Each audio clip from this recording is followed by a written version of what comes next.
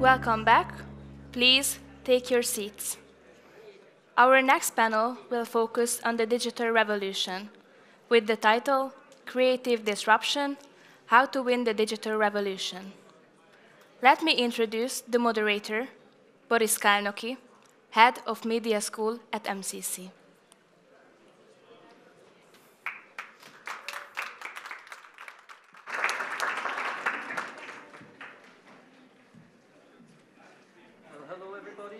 It's not everybody here yet, I see, but let's begin anyway. And I would like to ask my guests to join me on the podium. And if I remember correctly, then you will be here, Miklós will be here, Elena here, and then Mr. Kirica over there. All right. Great. And before I even begin moderating this panel,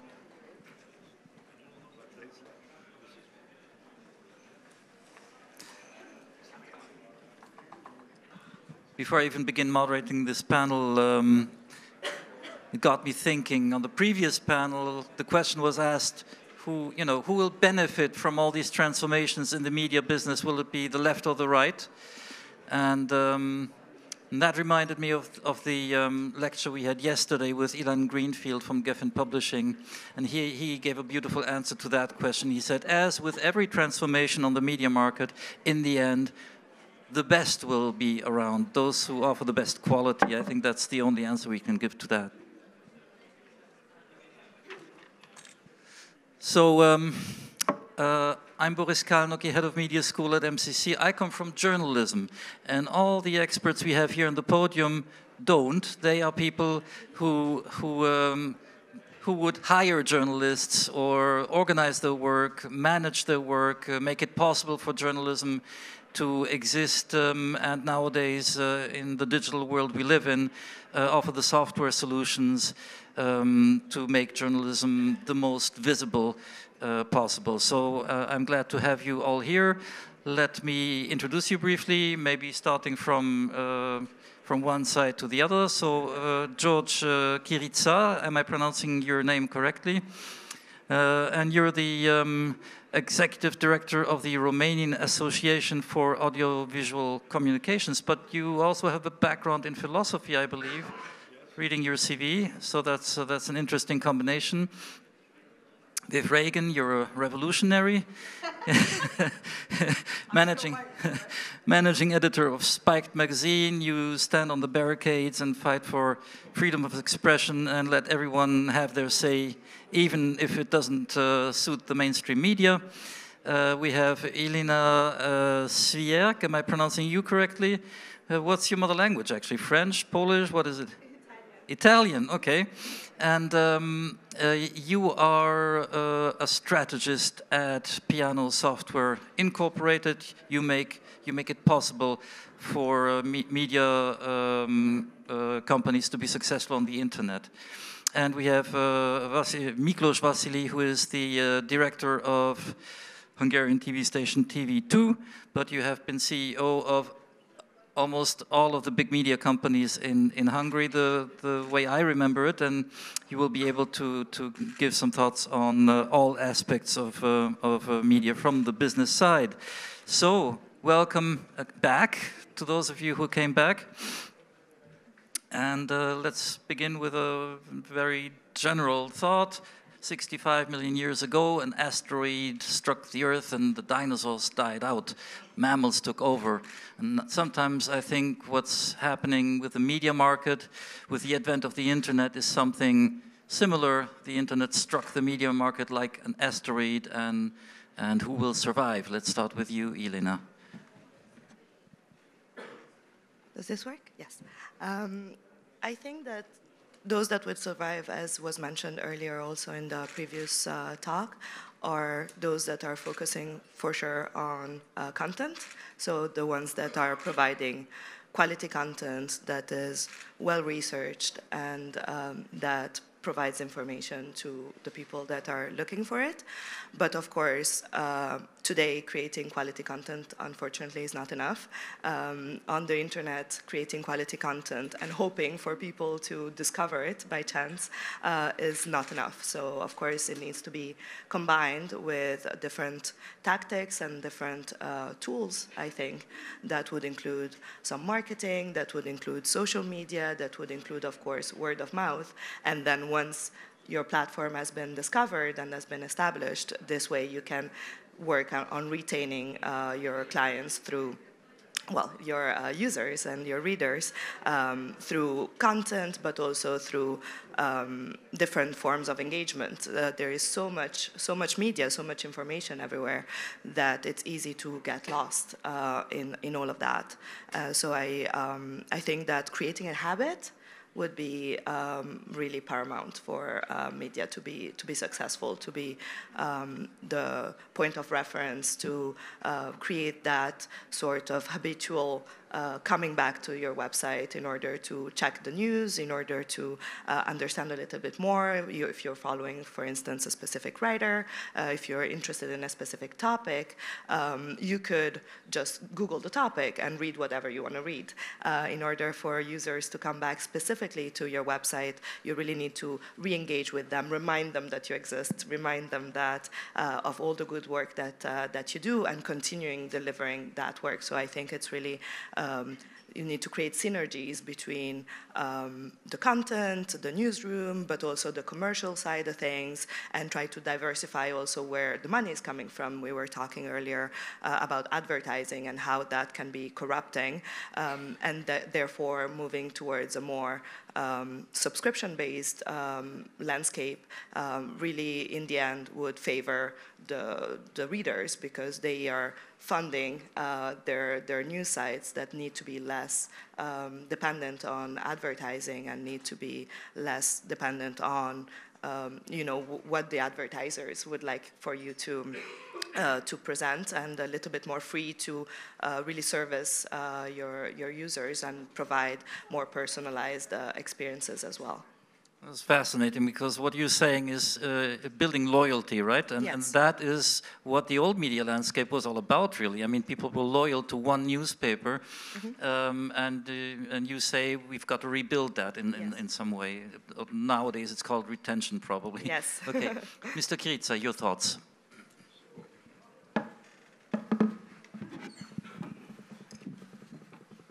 This is working, yes.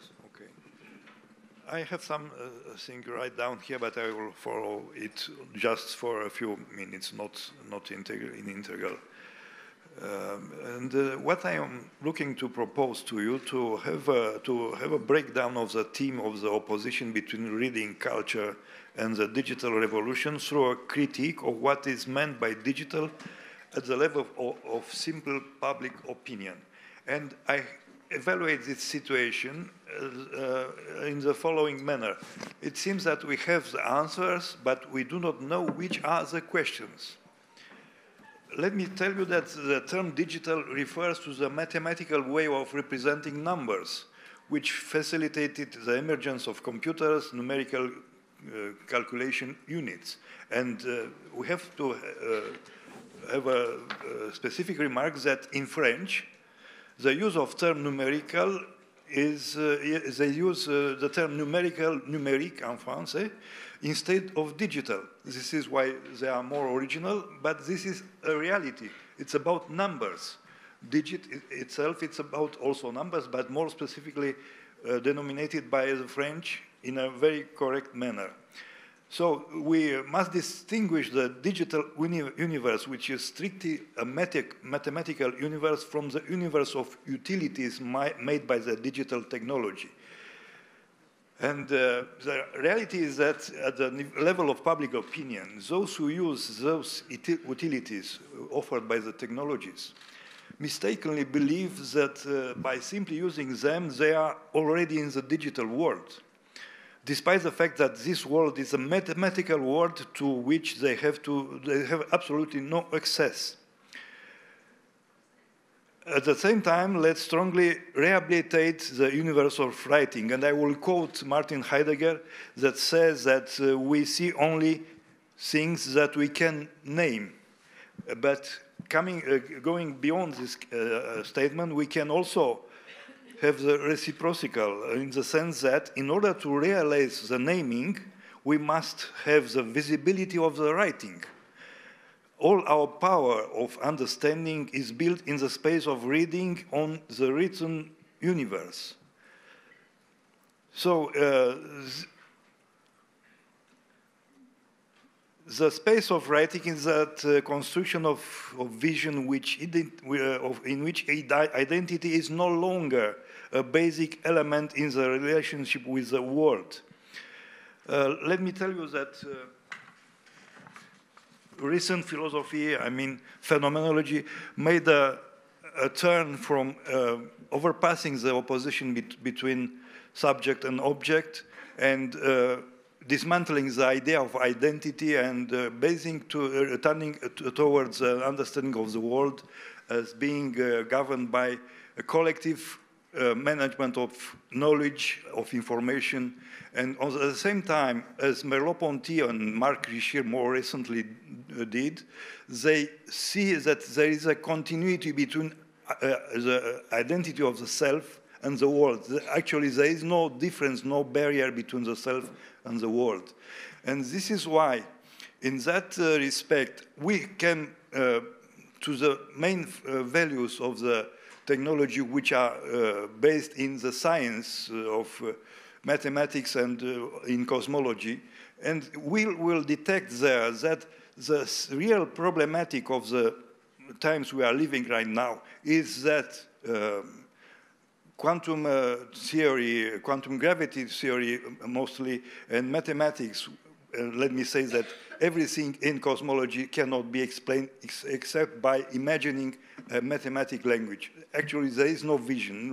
There are only numbers and mathematics. So, coming back, those kind of theories are describing our immediate universe as being something like this.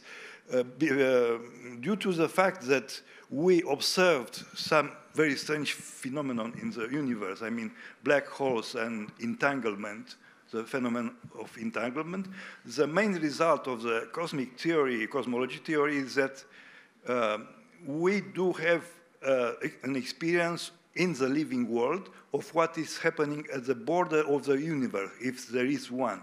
It's a projection of this kind of construction which is somehow derived from the status of reality in the center of our living world.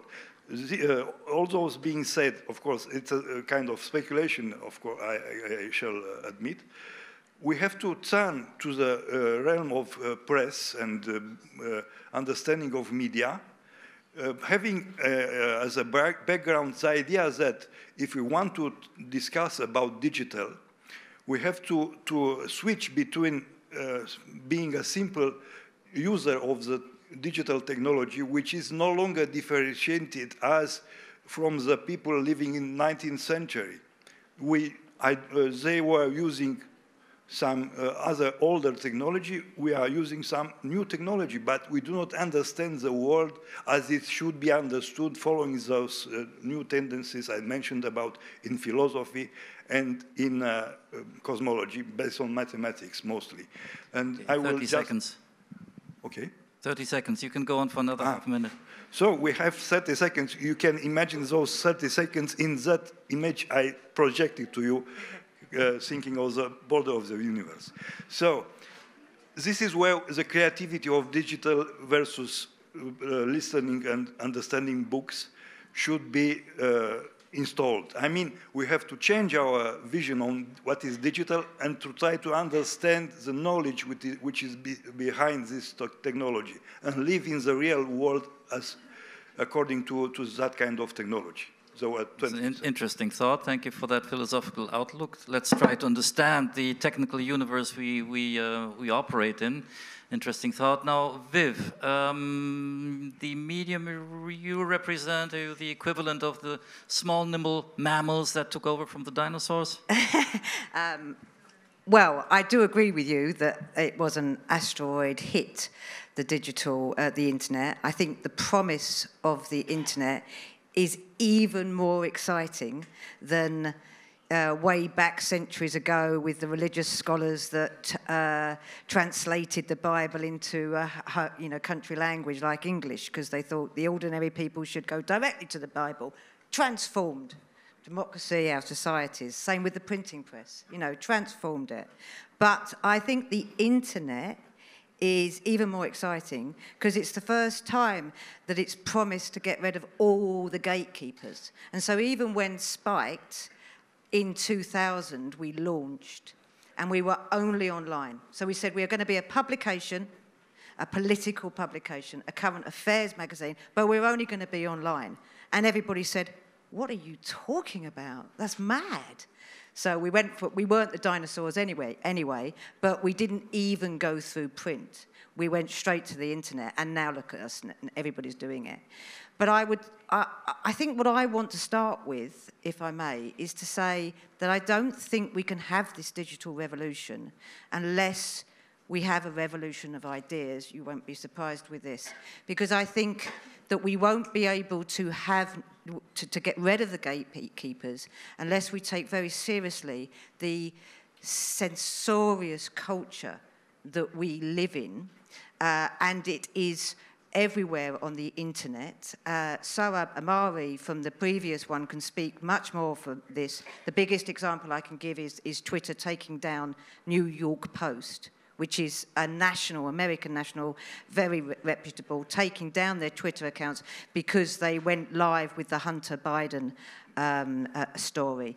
It's very, very frightening, right? So but a particular thing to specify our conversation. I think what we need to do is champion free speech.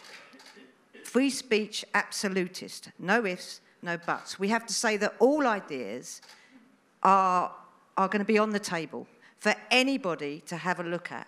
And particularly, we need to turn around to these gatekeepers and say, stop worrying about us, about misinformation and fake news and disinformation. I mean, it's everywhere. And it's been around since the Trojan horse. But now, I think the way that we are told that we can't have all the information we want is by the use of misinformation and disinformation. And really, we know what they're really saying, don't we? They are really saying that we don't trust you, that we think you're a little bit of a low information. That's what it's called in England, which means you're a bit thick. We're all a bit thick. And we need the help of the gatekeepers to do this. And so I think one of the things that we have to do is champion free speech, take it really seriously that censorship is all amongst us, and it's not a million miles away just because we're at the MCC. And then we have to say, don't worry about us gatekeepers, you can go now, go away, and then we can see what happens to this digital revolution with the press and with speech. And it might be muddy and it might be murky, but freedom has never been easy. Well, am I getting this right? The floods are upon us. Legacy media are clinging to the trees in order not to drown, but you want to rip them off the trees and let them drown. While you're at it, you would like to smash the new giants that have emerged on the scene as new gatekeepers as well. Twitter, Google, etc.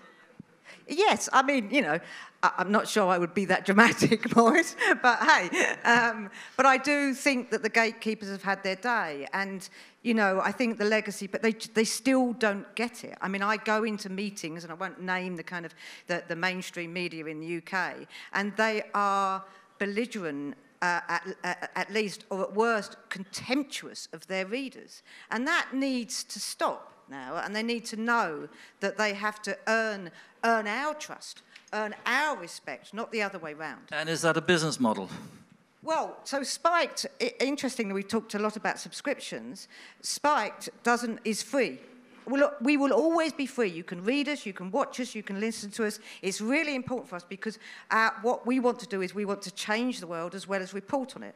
And we spend a lot of money doing high standard journalism, lots of subbing and editing and proofing and fact finding and all of that kind of thing.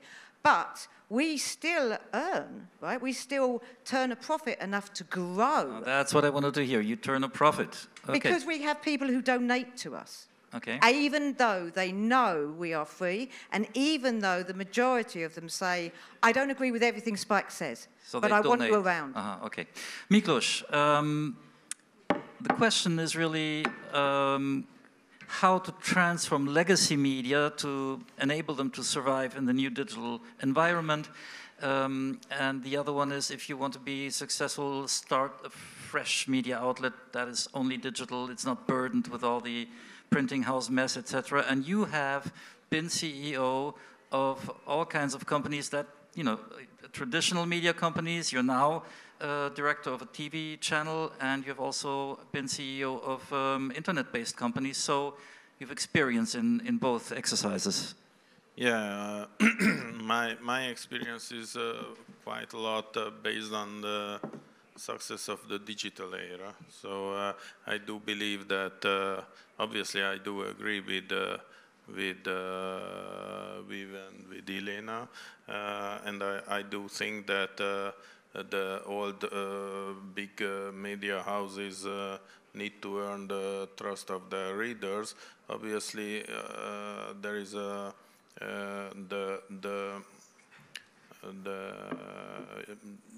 usage patterns doesn't necessarily change very fast. So so the big media houses still has got a lot of users, and Hungary is a little bit different perhaps than the very old traditional markets like the British, because in Hungary this transformation went pretty fast, and currently online digital portals are the biggest who have never had any print food. So for example, Index.hu, which I represent, is the biggest online portal. It has never had a print leg. So obviously in this side, as Hungary as a small market, we are a little bit different. In this field we are, I think, very much digitalized. And in our market exist as well both patterns, both the users who need to pay fee and the donation-based business model exists as well. One threat regarding this, I think, which was mentioned in the previous roundtable talks, that if the portal or the media gets dependent business-wise very much on the subscribers, this, I think, might form a kind of opinion bubble, because the subscribers usually have a certain way of thinking, and they really... Someone coined the phrase, subscribers are the worst media owners. Well, that's right. That's certainly there is a kind of back and forth. So it's very interesting what we've said, that you got a serious number of donators, even if they do not agree with what you say. What my experience is rather that they donate, but they would like to read their way of thinking. It's a little bit same as in the social media when you are following a certain portal or a certain journalist, but you are living in your opinion bubble. It's Spike is really great if you don't have this bubble feeling, because this is, I think, a little bit a threat that a certain subscriber or donator only follows the news in the way of his thinking and thinks that this is real, and as the big media houses are now weaker and getting weaker and weaker, there is a certain little threat, I think, that these bubble groups could be very stable. Yeah. Can I say something? Sure. That's interesting. I'm not convinced that people are in their own bubbles more. I think there is a slight assumption about that. I think it's okay to like what you like. I think that's okay. But I think the majority of us actually live in our communities that are very different. But I think with the internet, you could argue the other way, that people are actually going to all sorts of different sources different individuals, different Twitter people for their comedy, for their politics, for their social, for their, oh, I didn't know that person said that. Oh, I didn't think about it like that. I think there's more. I'm optimistic in the sense that I think lots of people actually do the opposite, that they do have their own bubbles when they want to, but the internet provides them, and they go down rabbit holes and they enjoy the vast different diversity in there. If we can make sure it is, and I definitely see that with Spiked. There's a lot of, and I think partly it's because we don't do left and right. So sometimes, if we do a piece on, I'll give you an example. If we do a piece on pro-abortion, which we are, we will have I'll have lots of emails saying, "What are you talking about, Viv?" But then if we do something on the other side, we'll have it again, and we have a conversation with them. But I think a lot of the time they give us money because we hold our line. Okay, I think you wanted to react to that, but I'm going to give you the next question anyway, and you can already keep that in mind as you formulate your words. I'd like to return to the disruptive and technological part of the conversation.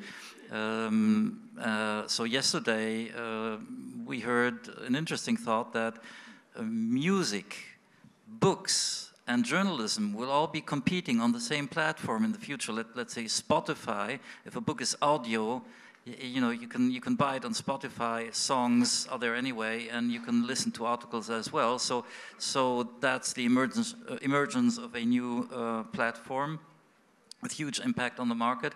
But also, when all these things that have not been in competition with each other suddenly are in competition, that can also transform the landscape, can it not?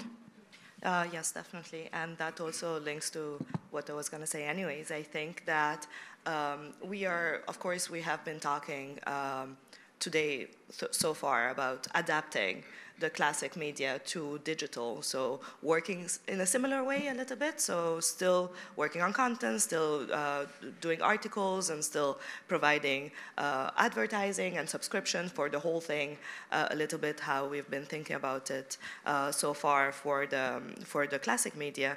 But as also Colin mentioned earlier, with digital we have so many more avenues and so many things that we can do differently, also with the help of technology, that we can really create personalized solutions for the user. So it's user-based, and you could use different sort of tools as well as data. We have a lot of data that, of course, there is a lot of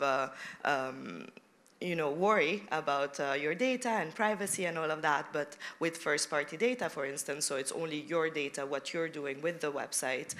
If that website is able to then provide you with a very personalized experience and give you the podcast when you feel like listening to a podcast, and suggest the next interesting article for you to read, even for platforms like Spiked, where they have so many different possible articles and so many points of views, with things like content recommendations, with things like personalized user journeys, you're able to kind of be presented with a way of interacting with media that works with you, because it learns from what you've been reading, what you're interested in, what, depending on other people that have a similar profile, what they also liked, but also depending on where you come from on the web, the referrals, all this kind of information can be used to service people rather than to go against them. And it's also servicing them in terms of advertising, because of course we are as consumers sometimes against advertising, but when you get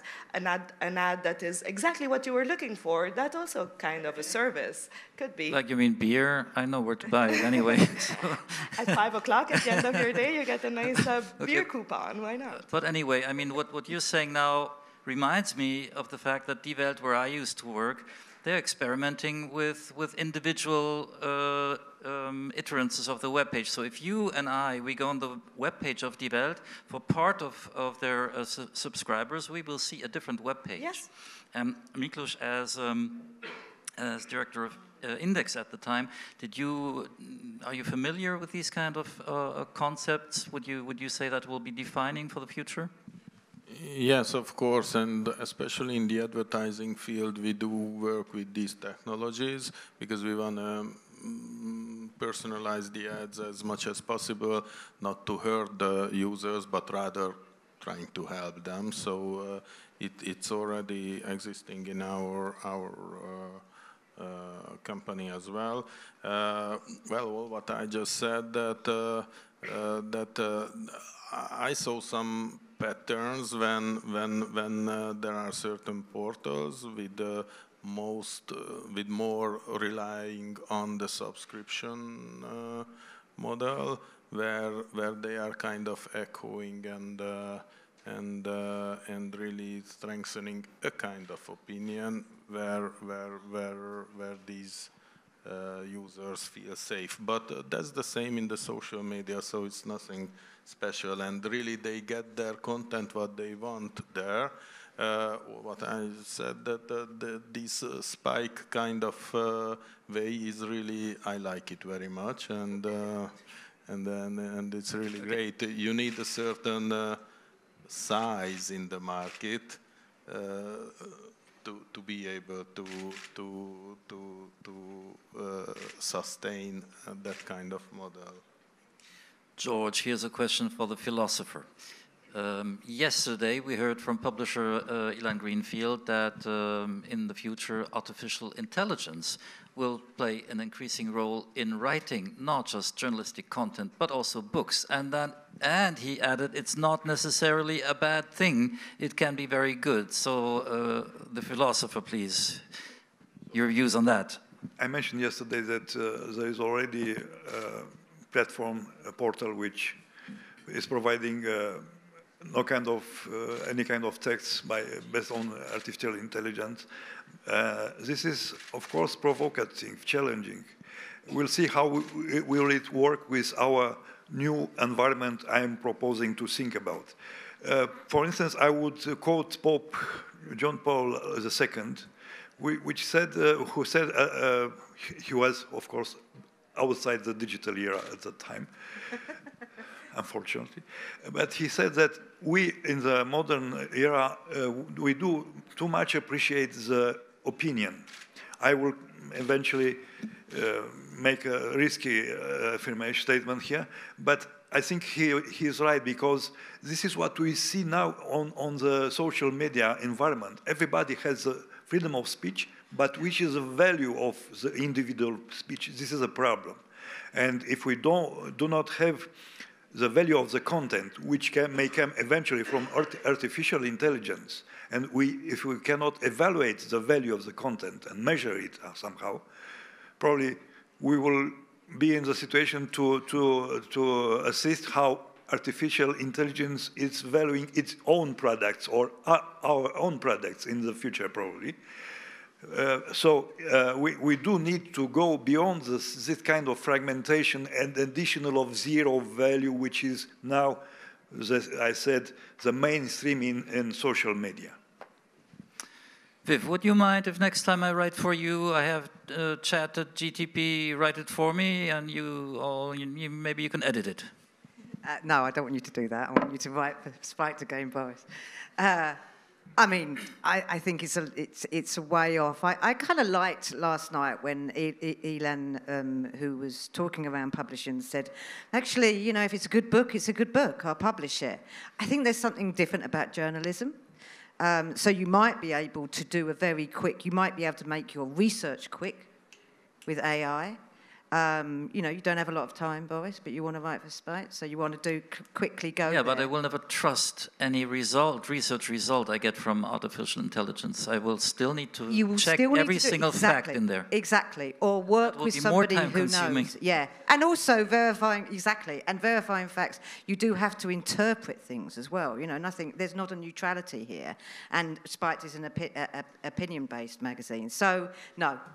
I don't think it will work for Spite. I think what we do, there is something deeper to it than just pulling information and finding the toners. But we did it the other day, actually. We all went out for a drink and put in, you know, what would Tom say at Spite about this? And it was a laugh, it was a giggle, and they got about 40% right, but not enough for it to matter. And that's what we want to publish. We want to publish something that would matter, that would bring you in and for you to read it and think, yes, or and it's got to have substance, and that's what what I think.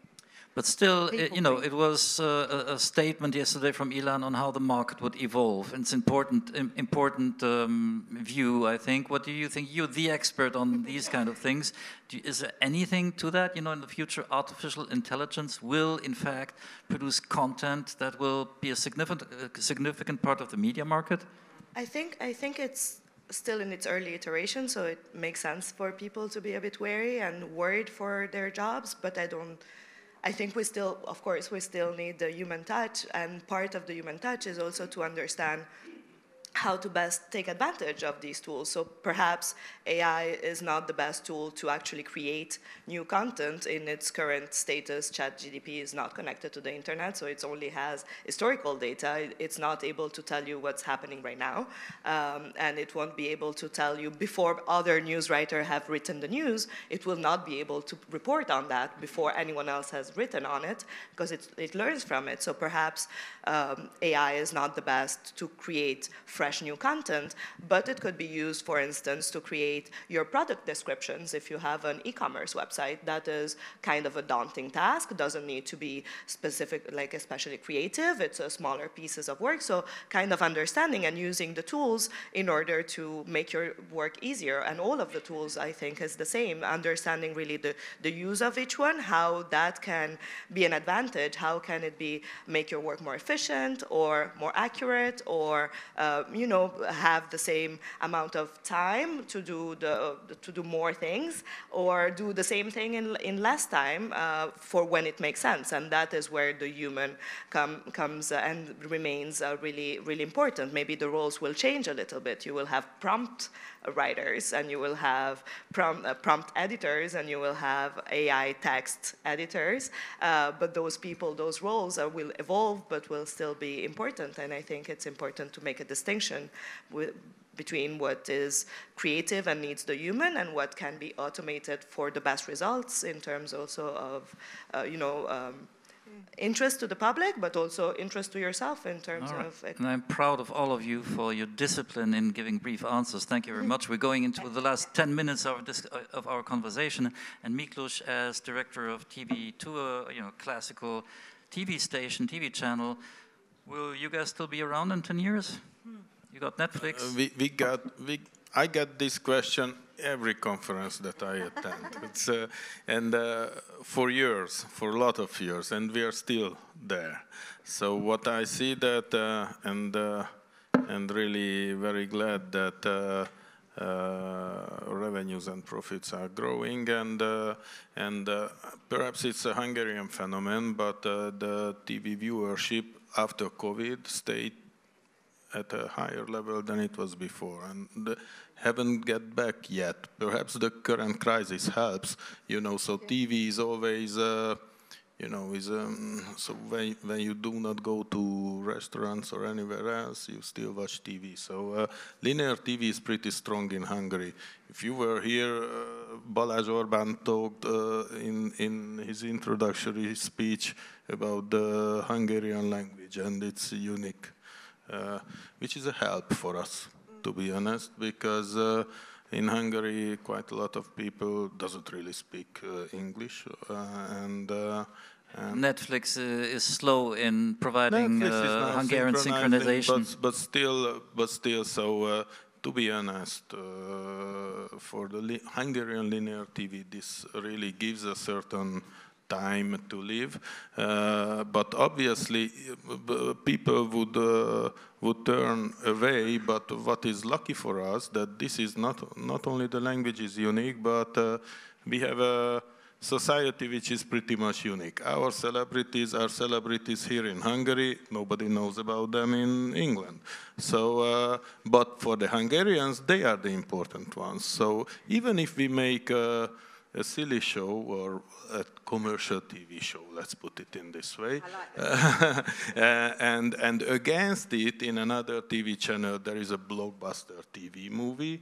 Nobody watches the blockbuster TV movie. They watch our local show with our local celebrities, their local jokes, you know. So this gives us a help, and for us as a Hungarian media, no matter if it's TV, online, whatsoever, as we are a little bit unique, and not only the language is totally unique, but we have a little bit, I don't know, unique, or for the foreigners, they may say strange way of way of thinking, living. What do we think? But this gives us a certain help. So let's say, compared to the Dutch market, which is a very open market, or the Scandinavians, very much linked to the global way of media consuming. The Hungarian media market is more a little bit defended. Closed, yeah. So because I confirm what you say. I mean, I have a Hungarian wife. I want to watch the blockbuster movies. She watches these shows. I don't understand anything, not because of the language. I don't know who are these celebs. What's all this about? Yeah. But look, this breathing time that you're getting may be bad for you, because it puts less pressure on you to adapt. Yeah, I want to say that these are two things. One is the breathing time. This is one thing. The other one is that I do believe that we have a quite a unique market here, and only we are interested in these people's unique interests. I mean, Spike will not... you may write an opinion about our Prime Minister's movement in Brussels, but not what he did in the weekend, and you don't know any other Hungarian politicians, or I mean, perhaps not you, but a typical. Nobody cares. We are a small country, and this gives us a help, and we do. Serve our TV viewers, online readers, with the local news, with the local celebrities, with the local politicians, with the local businessmen. So we have 4 minutes left to go. Everyone gets an additional minute to describe the media future in 20 years. George. So to conclude in my manner, I want to quote a philosopher who said that consciousness is artificial intelligence. If you can digest that thesis, I will go further and tell you that our language is a technology. It's made by us. It's a technical construction, and this is why we can consider us, following that definition that consciousness is artificial intelligence, we can consider us as being also that kind of technology that supports the understanding of reality by means of instruments. And this is where, if we want to go deep in the digital world or the numeric world, I would prefer that term, we have to understand and act according to that kind of, let's say, eventually strange thesis. So back to the future then. Artificial intelligence has always been around. Viv, media market in 20 years. Oh, maybe I lack the imagination to know what that looks like in 20 years. I think it will have lots of different formats. Just go on the wild side. Yeah, exactly. We'll have lots of different formats. But what I hope is that the media landscape will have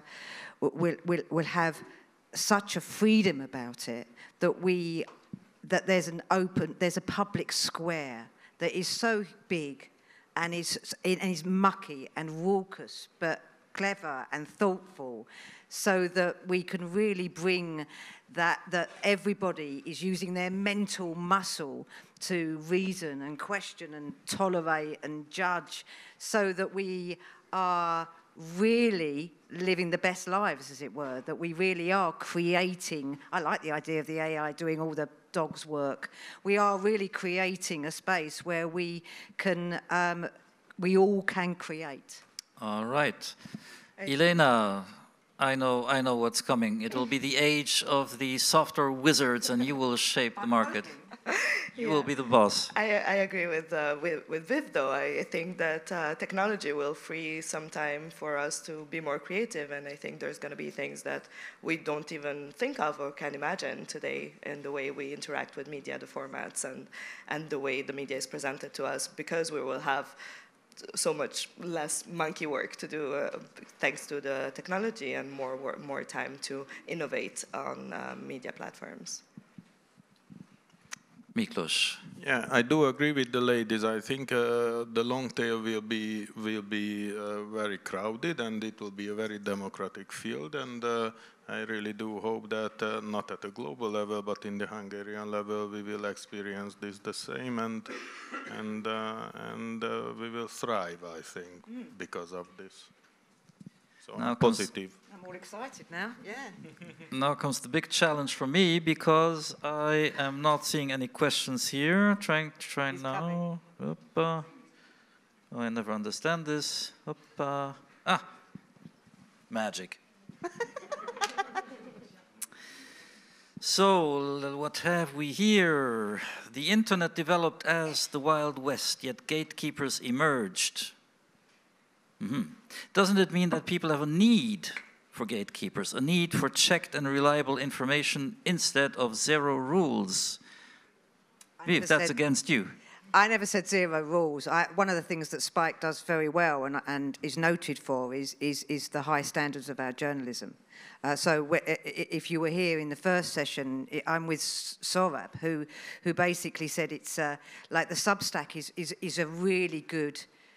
I'm really glad it's around. But what it has is individual journalists, and they don't have their subbers or editors anymore. So it can be rather long and long-winded. So I think that I'm not saying it's just anything goes. Well, anything does go, but what I'm saying is two things. It's what people are looking for: good standards, a good read, and they're looking about for people who have got something to say that it's important, or frivolous nonsense, which I'm also all for. But so I wasn't saying it's just a zero kind of naffness. All right, okay. And maybe Miklos, because as television, you have a special responsibility. Many people watch only television in the countryside. Do we need censorship? Is censorship actually a good thing? Let's think of child pornography, for instance. Mustn't there be rules? There are certain ethical rules, obviously, which must be followed. So I think that following certain ethical standards, I wouldn't equal it with censorship. And I think that free speech shouldn't mean hurting anyone or a minority. I think these are quite obvious. There's laws for this, right? Yeah, it's not about that's not censorship. So I think but I do think that the responsibility is very high for the current gatekeepers, and I think that this will take a long time, and I think there will always be some kind of gatekeepers, and it's very important that the certain standards should be set and should be followed, and if not, there is a responsibility of the legal system, authorities, and so on to ensure this. All right, but we have a difficult problem here, haven't we? Because who gets to decide what's reprehensible? We can all agree on child pornography, but when it comes to other matters, things become fluid, and someone thinks something is reprehensible, let's say a caricature of Prophet Muhammad, and other people think it's not reprehensible. Yeah, obviously this would lead to another problem, which is more like in Hungary. In this country, we see a little bit different what is over the limit and what is not, compared to, what would I say, Brussels and so on. I don't want to go into the details. This is, I think, should be a kind of legal question, but everybody should appreciate the certain market rules. Can I get in there a little bit? Because I think that's why I don't want gatekeepers. Because who gatekeeps the gatekeepers, and who are these? Who is going to tell me what I can and cannot read, or listen to, or watch? And I think that is really important. But you can only believe what I believe if you trust the public. to make their own mind up. And that's what it's all about. And I think censorship actually delivers what most people who want to censor don't want, which is a rigid way of thinking, because we stop thinking for ourselves, you know, to butcher an Immanuel Kant quote. You know, if you look to the gatekeeper to show you the way to morally think, then you're not morally thinking at all. And that's what we want to get back to. George, I see you want to, and Elena, both of you. First, George. No, I have good news already public, that there is a draft of regulation at the European level for named Media Freedom Act, which is putting some limits, especially to gatekeepers, very large online platforms. This will be, of course, a discussion for the next panel. But there is we will have a panel dedicated to that. In fact, yes.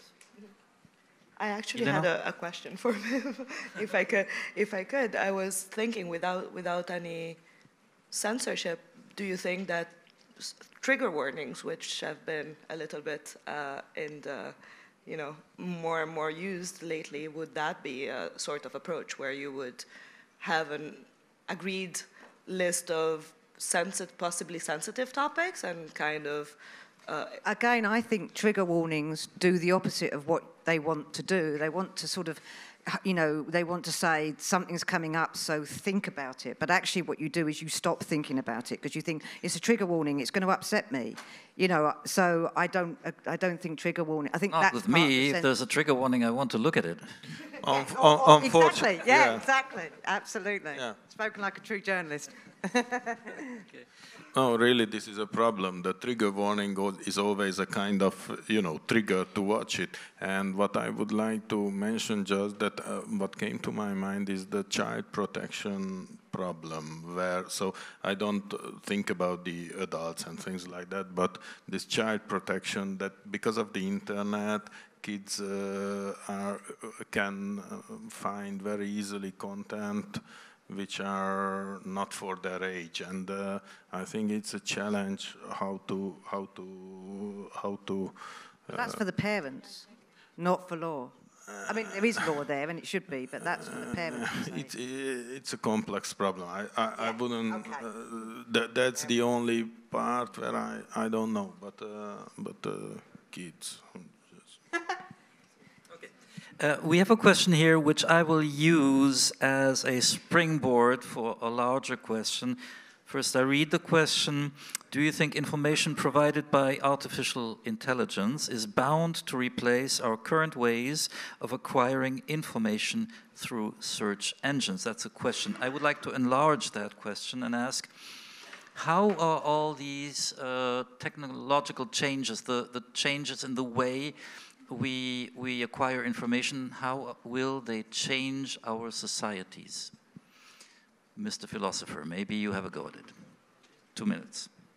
Max. So, going back to reading books, which is, let's say, our main topic here, I think that there is a need to stop such kind of plunging in reality only on the channel of opinion, as I said, and punctual information. You have to go to a more systematic way to inform yourself, I mean, every one of us, and also express ourselves. So maybe this is a matter of education, which is still under threat in recent times, unfortunately. But it could be fulfilled, I presume, and I think that this is a goal for everybody. Viv? I feel as if I'm going to let you down again, Boris, because you keep on moving towards these technical things, and I don't know if I'm the person to go for that. But you are part of this. You're a player in this revolution, yeah, as a content producer, and you can reflect on the question: how is this reshaping our mentalities? I don't know. I don't know if it is. I think there is a sense at the moment when people talk about technology that it's technology first, and that technology has an effect on us. Sure, it has an effect on us, right? But, you know, I actually remember, I'm that old that I remember getting very excited that a mate of mine had, you know, two TVs in their home. You know, so things have really moved on. but I have changed because somebody has said something to me that has moved me. I have been part of a community and still am. I find I am politically excited about certain things, and that's because I have been, to use the people I don't quite agree with, I've woke up, you know. So to me, the biggest change in the last 10 years for Spiked is when Brexit and Trump happened, because that completely put the asteroid into politics. Now, whatever happens to technology, technology is only guided by us. It doesn't have that impact that politics and content and ideas can. So we are still humans, we still talk to each other and about each other, and the technology that gives us a framework for doing that isn't all that important, is what you say. I mean, I really love technology, and I want it to continue, and I think, yeah, but I don't think that's what travels with us humans. Okay, but I find it more and more difficult to read long texts, and I'm old and I grew up reading long texts, okay? Sort it out, Boris. Sorry? Sort it out, Boris. Okay, I've been put in my place. Elena? Yes, the original question is also something that I was thinking about, and I think that's also a natural evolution. We used to, orally storytell to pass on information. Then we had books, encyclopedias, libraries.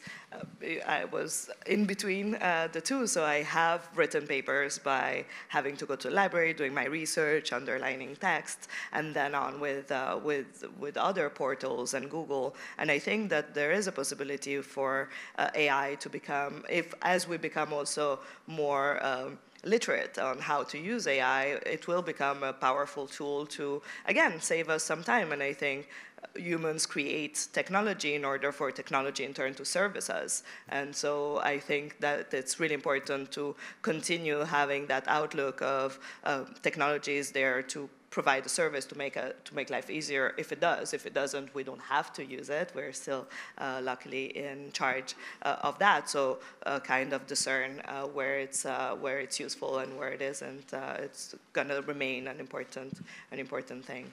All right, but I went on a trip with my students to Serbia, and the bus driver used GPS. Mm-hmm. Now, I happen to know the country quite well, and I could see that GPS had no idea what it was talking about, what it was showing. It was showing us routes that were much longer than if we had just known the place or read a map on paper. So that technology wasn't helping us. We were the slaves of the technology because we had just given up on it and trusted something that did not really deliver what it was designed to do, not in Serbia. But in that case, the driver didn't have the knowledge, so if the objective was eventually to get to the point where you wanted to get... I bought him a paper map. But the paper map wouldn't tell you if there was an accident, if there's traffic, if the road is closed. I understand that. Yeah. That's an app for the GPS. It's yet another thing. Miklos. The question, how is the transformation of the media market changing our way of thinking, our society? Is it at all? An easy question. Well, way of thinking of the society. Well, I think that I would go back to Viv's point that digitalization and internet and all this stuff, it's a tool of direct democracy, I think. So it's far easier to participate, to tell your opinion, to agree or disagree. So somehow I think it for those who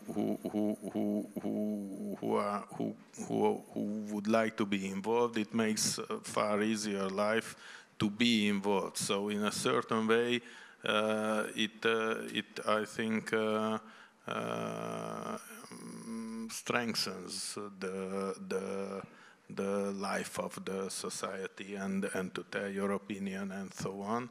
On the other hand, what I said that it helps as well to form certain opinion bubbles and you know, go just round and round and do not look at other opinions. But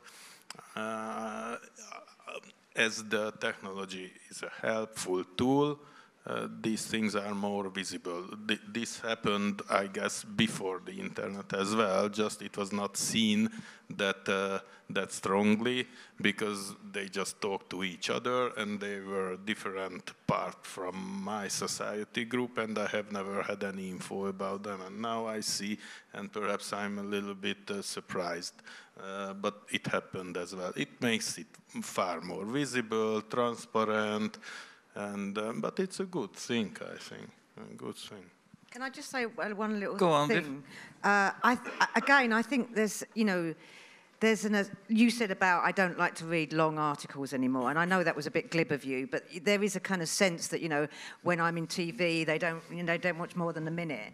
And I think we have to be careful with those kind of assumptions that it's generalised. You know, you take Joe Rogan's show, right? He goes on for, I mean, I can't listen to it. He goes on for hours, and he has more listeners and watchers than some of the countries in the West. So I want us to be careful about our assumptions about what technology is negatively doing to us people. Maybe it forces us to be more discriminating. Yeah. We have to, you know, we have to filter all the news that's coming at us to decide what to want to look at. So, Mr. Chiritsa, maybe you have a thought on that? Is it making us more discerning? So actually we are living now a moment of 2 years or something like that, when there is a big challenge of understanding what is a real world of manipulating consciousness, news. We are in the middle of the biggest phenomenon of that kind, and maybe we will have some very positive conclusion to make us behave better in the future.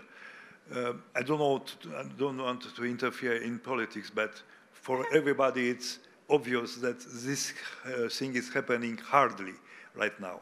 Manipulation, fake information, and evolution of public opinion in very strange or specific or benefic directions. It's a very interesting moment we are living in. All right, and we got another question relating to what I said earlier about different kinds of media coming into competition with each other that were not used to be in competition. Books in the form of audiobooks, articles in the form of audio articles, and music, all available on Spotify. And somebody in the public has a critical question regarding that and said, how can they be in competition when they are so different?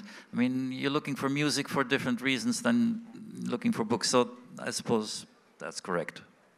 But still, we have the emergence of Spotify as a major platform with, what, 4 million, 3 million, 4 million And we're so podcasts. used now with multitasking that it's not unusual to be reading and listening to music, while if you're listening to music and an audiobook, you cannot do that. Yeah, you can So switch to and fro, whether it's gonna force us to be more or relaxing. focused.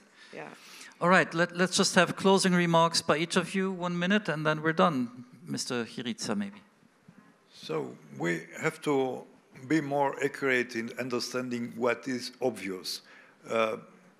Let me tell you that, going back to that kind of general cosmological remarks, the leading understanding should be that one: what you see is not what it is.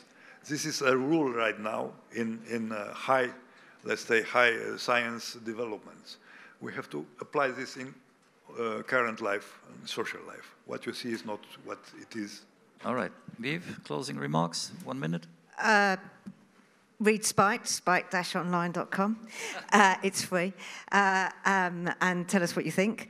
I'd also just want to leave on both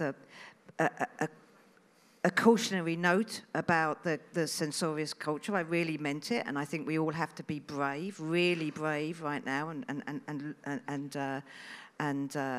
think aloud and give the benefit of doubt to people, but also encourage people.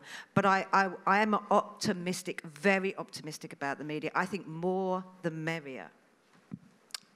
I'll say that, as already mentioned, technology, of course, will help us in creating more personalized experiences for our readers, and I really think that personalization is something that users will be looking for more and more, and really having everything catered specifically to them, and technology will help us achieve that. Also, check out piano.io and come talk to me if you're interested in your user journey. Right, Miklos, watch TV too, I suppose. No, well, what I would like to say that if there is an interesting content, people will follow you any platform. So I'm optimistic. If we do good content, people will follow to digital and social and wherever. So I just think that what the lady said, I do agree, and I really see positively the future, regardless on the platforms. National conversation is getting bigger, more complicated, and more interesting. Thank you very much for having listened to our podium, and thank you to all the participants.